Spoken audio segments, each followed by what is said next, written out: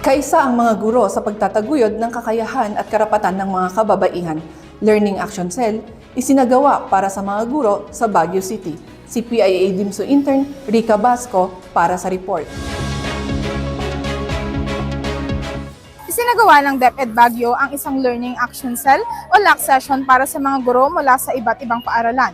Ito ay upang pagtibayin ang kanilang kaalaman at maipakita ang suporta sa isa't isa ngayong buwan ng kababaihan. Isa ang San Vicente Elementary School sa unang eskwelahan na nagkaroon ng Learning Action Cell session para sa month-long celebration ng National Women's Month.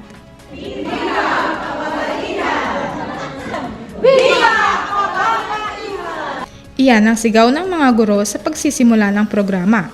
Sumisimbolo ito ng kanilang dedikasyon na bigyang halaga ang buwan ng mga kababaihan at patuloy na ipaglaban ang kanilang mga karapatan. Well, isinusulong natin na praying and hoping na ang mga kababaihan ay tumayo para sa kanilang sarili. Na ang mga kababaihan ay manindigan para sa kanilang mga sarili at syempre para makatulong sa iba. Tinalakay ni Attorney Nerissa Bayan, guest speaker sa nasabing aktibidad, ang Magna Carta for Women na siyang nagbigay ng dagdag kaalaman para sa mga guro tungkol sa karapatan ng kababaihan at kung paano sila nito mapoprotektahan. Ang pinaglalaban po natin is equality in all other aspects natin. Hindi naman lang po sa physical sport. Hindi po ba dati yung tatay lang lagi ang boss? Kung sinabi niya yun.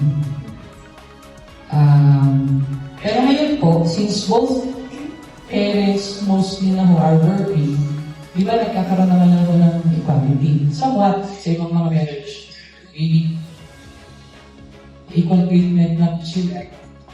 And parang open ako yung discussion regarding decision making. Layunin nitong ipakilala palalo ang mga karapatan ng kababaihan na dapat kilalanin at respetuhin. Participation and representation. So, kung mapapansin niyo po, very active na po mga women's groups natin sa mga barangay. Yan po ay kadahilanan din po ng pagkakapog ng Magna Carta. Yun nga po, pati sa PTA, di ba, women din po ang active. So, sana may dito natin sila kapag. Sa mga katulad kong kababaihan, tayo po ay huwag matakot.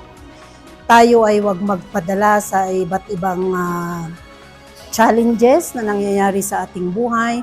Bagkus, gamitin natin ito para tayo ay umangat, para tayo ay maging successful, hindi lang para sa anak natin, hindi lang para sa pamilya, kung hindi para may maiambag tayo sa society and sa buong Pilipinas. Sa pamamagitan ng ganitong mga aktibidad, patuloy na pinalalakas at pinatitibay ang kakayahan ng mga guro sa pagbibigay ng maayos at ikalidad na edukasyon para sa lahat. Kasabay nito ang pagbibigay halaga sa papel ng mga kababaihan sa paghubog ng kinabukasan ng mga kabataan.